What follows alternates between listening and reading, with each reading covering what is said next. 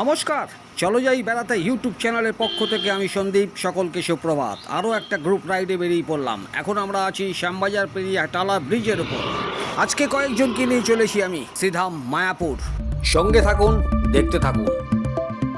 এই মুহূর্তে আমরা দাঁড়িয়ে আছি ঘাটিগাছা বলে একটা জায়গা। একটি ব্রেক নিলাম। এখন বাজে 11টা বাজতে 10। আমরা প্রায় 70-80% রাস্তা কভার করে ফেলেছি।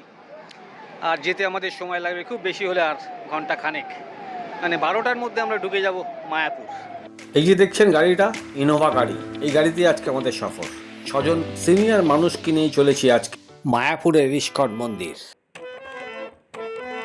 চলো যাই বেড়াতে ইউটিউব চ্যানেলের তরফ থেকে একটা ছোট্ট গিফট ব্যাগ এই গেস্টদের হাতে তুলে দিলাম। এই নিন।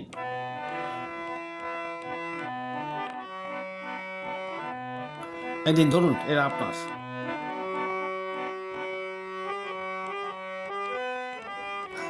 এই নিন, এটা আপনার জন্য।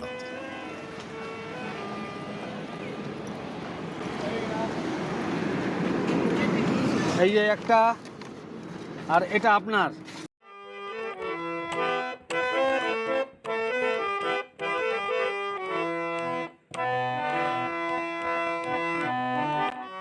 একটু দেখিয়ে দিন না এই গিফট ব্যাগে কি আছে আমার দর্শকদের জন্য।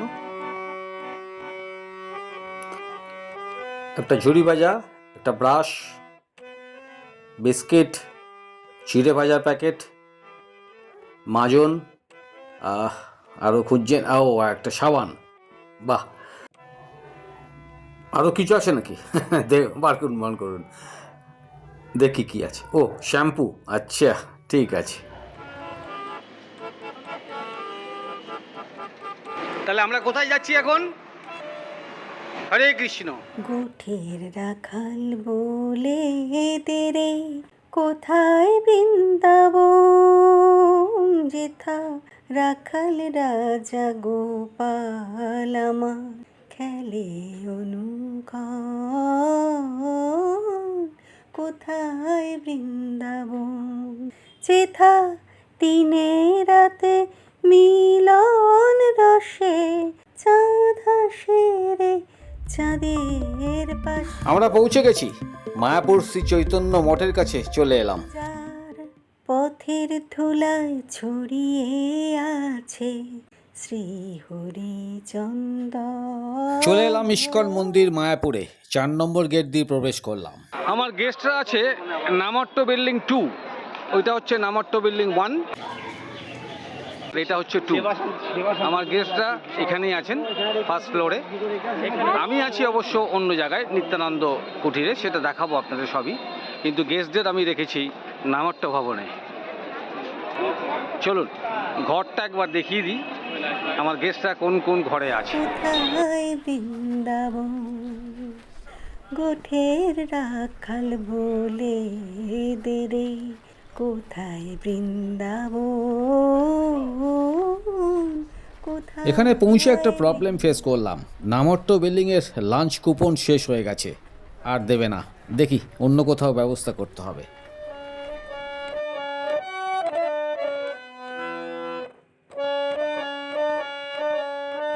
ইস্কন মন্দিরের ভেতরে যদি আপনারা থাকতে চান তাহলে অতি অবশ্যই আপনারা বুক করবেন অনলাইনে। আর যদি মনে করেন না আমার সঙ্গে আসবেন, আমি প্যাকেজ করি ইস্কন মন্দির, নবদ্বীপ ধাম, গাড়িতেও করি, ট্রেনেও করি। যোগাযোগ করতে পারেন নিচে স্ক্রিনে দেওয়া এই নাম্বারে।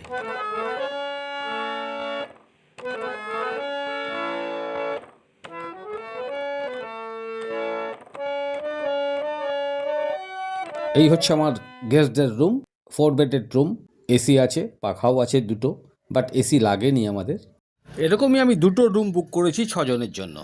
এই রুমগুলোর ভাড়া 1200 টাকা পার ডে। চলুন একটু ওয়াশরুমটা দেখিয়ে দিই আপনাদের। এই হচ্ছে ওয়াশরুম, ওয়েস্টার্ন স্টাইলের। কোমোড আছে, গিজার আছে, বেসিন আছে এবং একটা মিরারও আছে। এই রুম দুটোর বৈশিষ্ট্য একটাই, দরজাটা খুলবেন, ও অসাধারণ অসাধারণ। ঘর থেকে বেরিয়ে বারান্দায় আসবেন, মন্দির দর্শন করবেন যখন খুশি আপনার।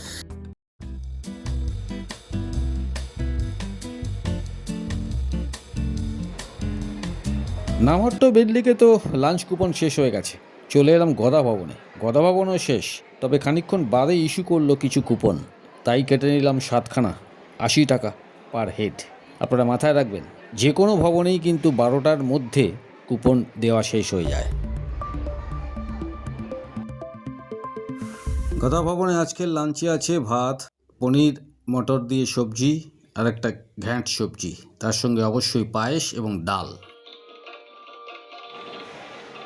পেট ভর্তি করে লাঞ্চ করে ফেললাম, এবার যে যার মতো রুমে চলে যাবে। আমি আমার রুমে চলে যাব, গেস্টরাও যে যার রুমে চলে যাবে।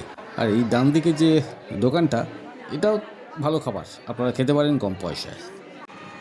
একটা দারুণ জিনিস দেখলাম, সেটা হচ্ছে এই বাইরের টোটো ভেতরে ঢুকবে না, আর ভেতরের টোটো বাইরে যাবে না। একটা টোটো ধরলাম, ভেতর থেকেই যাচ্ছি আমার রুমে। এই হচ্ছে মাদাবাস হোটেল, এখানেও ভালো খাবার পাওয়া যায় কম পয়সাতে। চলে এলাম আমার কুঠি, নিত্যানন্দ কুঠি। এদিকেও ঘর আছে লাইন দিয়ে, আর এটা হচ্ছে রিসেপশন। চলুন এবার একটু রেস্ট নিই, আবার বেরোবো বিকেলবেলা 4টে নাগাদ, যাব হচ্ছে নবদ্বীপ সবাইকে নিয়ে। এখন সব বেরোনো হলো, 4টের সময় বেরিয়ে এখন যাবে সবাই নবদ্বীপ ধাম। মায়াপুর ফেরিঘাট থেকে নবদ্বীপ ধাম লঞ্চে গেলে 10 টাকা, আর নৌকোতে গেলে 5 টাকা। আমরা যাওয়ার সময় লঞ্চেই গেলাম।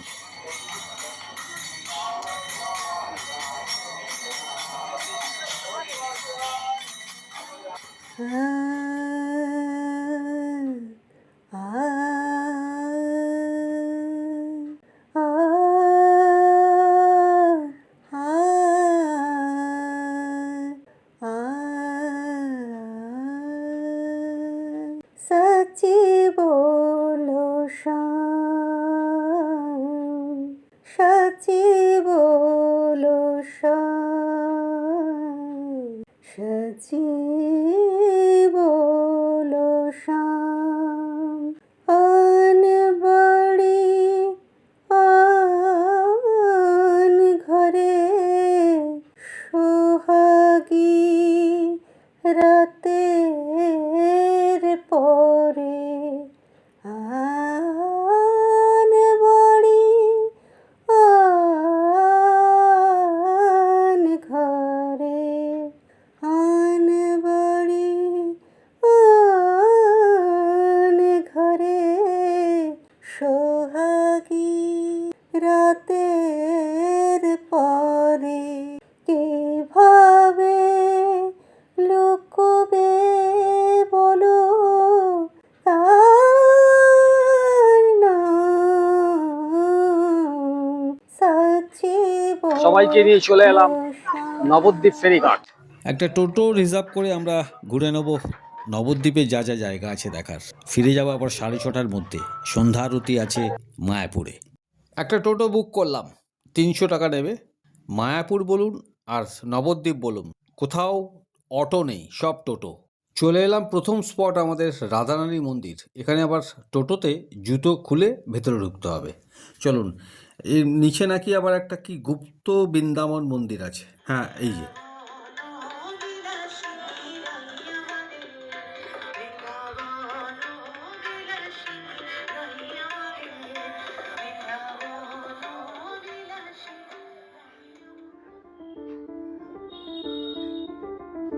এই হচ্ছে রাধারানী মন্দির। রাধারানী মন্দির দর্শন করে আমরা যাচ্ছি এখন গুপ্ত বৃন্দাবন মন্দিরে। এখানে ঢুকতে আবার 10 টাকা লাগলো।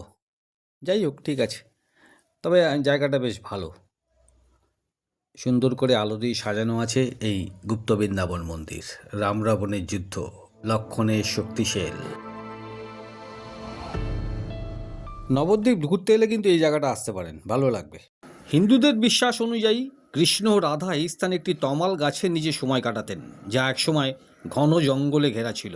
সেই থেকেই এই অঞ্চলের নামকরণ করা হয় গুপ্ত বৃন্দাবন। সীতার অগ্নি পরীক্ষা, নিমাই সন্ন্যাস যাত্রা, দেখুন সব কিছু ফুটিয়ে তোলা আছে এই গুপ্ত বৃন্দাবন মন্দিরে। মহাপ্রভু পুরীর জগন্নাথ মন্দির দর্শন,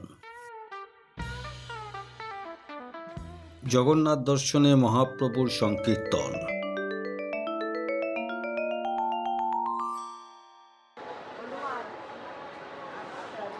এখন আসা হলো শ্রী শ্রী বলদেব জিউ মন্দির।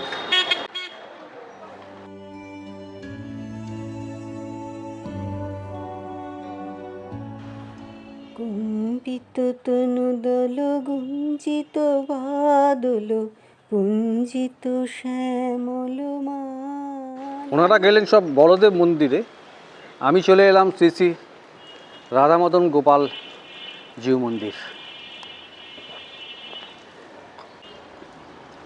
পুরনো একটা বাড়ি,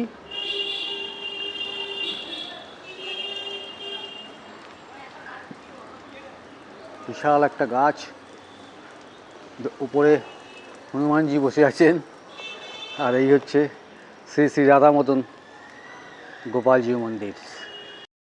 এখন চলে এলাম সোনার গৌরাঙ্গ মন্দিরে। আমি অবশ্যই ভেতরে ঢুকিনি, ওনারা ঢুকেছেন, দর্শন করেছেন। তারপর চলে এলাম ওখান থেকে ধামেশ্বর শ্রী শ্রী গৌরাঙ্গ মহাপ্রভু শ্রী মন্দির। মোটামুটি ঘন্টা দেড়েক ঘোরাঘুরি করার পর এখন যাচ্ছি আমরা ফেরিঘাটের দিকে। নবদ্বীপ থেকে ফিরছি এবারে আবার মায়াপুর। এলাম লঞ্চে, যাচ্ছি নৌকোতে। দুরকম এক্সপিরিয়েন্সই আপনাদের সঙ্গে শেয়ার করছি। এদিকটা চলে যাবে।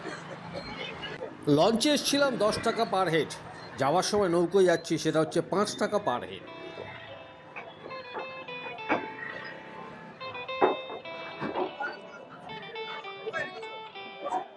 ওইখানে বসার জায়গা আছে, ওইখানে নাও।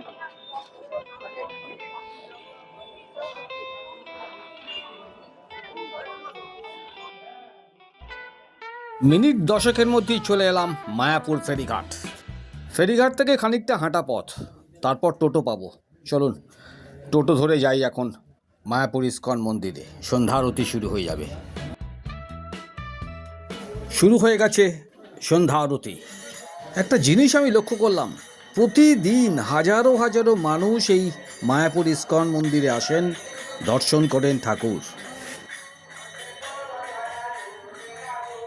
মন্দিরের ভেতরে যেহেতু ক্যামেরা মোবাইল কিছু এলাও না, তাই আমি আর ভেতরে ঢুকিনি। আমি বাইরে থেকেই বড় স্ক্রিনে দেখছিলাম সন্ধ্যা আরতি।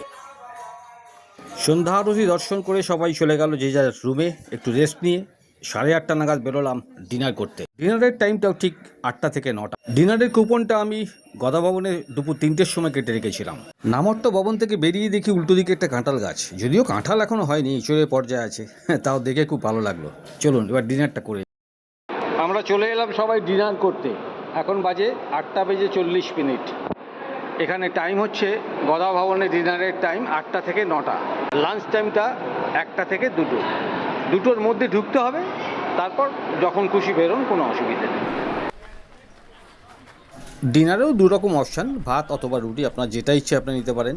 আমি নিয়েছি রুটি, ডাল, রাজমার তরকারি আর একটা মিক্সড ভেজিটেবল, তার সঙ্গে অবশ্যই একটা গোলাপ জামুন আছে। খাওয়া ঠিক আছে? পেট ভর্তি হয়েছে তো? নাহলে আরও আছে। রুটি না ভাত খেলেন? আমিও রুটি খেয়েছি। ঠিক আছে, খাওয়া ঠিক আছে? ভারী সুন্দর সিস্টেম। খাওয়া দাওয়া করলেন, আপনি আপনার প্লেট নিয়ে পাতাটা ফেলে দেবেন আর প্লেটটা এখানে রেখে দেবেন, দিয়ে এখানে হাত ধোবেন, এখানে হাত ধুয়ে মুখ দিয়ে সোজা এক্সিট করে যাবেন। এটা দিয়ে অপূর্ব সুন্দর সিস্টেম, কোনো অসুবিধা নেই। একদম সিস্টেমেটিক ওয়েতে এখানে খাওয়ানো হয় গদা ভবনে। আইসক্রিম তো নেই, কোল্ড ড্রিঙ্কস খাবে কেউ? স্প্রাইট? দিলীপ বাবু আইসক্রিম তো নেই, কোল্ড ড্রিঙ্কস? ছোট দেখছি, ছোট আছে কিনা। স্প্রাইট ছোট আছে? 50 টাকা। গদা ভবনের সামনে একটা ছোট্ট ফটো সেশন। 70 বছরের পরে উনি ইসকন প্রচার শুরু করেছে। আজকে সারা বিশ্বকে কামাল করে দিয়েছে 70-এর পরে দাদু। ডিনার হয়ে গেল, গেস্টরা যে যার ঘরে চলে গেল, আমি আমার রুমে চলে এলাম। প্রথম পর্বটা এখানেই শেষ করি। আগামী পর্বে থাকবে মায়াপুরের সাইট সিন, কী দেখলাম আমরা, সব কিছু তুলে ধরবো পরবর্তী পর্বে। ভিডিওটি ভালো লাগলে একটু লাইক, শেয়ার, সাবস্ক্রাইব করে দেবেন। আর অবশ্যই একটু শেয়ার করবেন। সকলে ভালো থাকবেন, সুস্থ থাকবেন, আনন্দে থাকবেন আর ঘুরে বেড়াবেন। Tata, good night.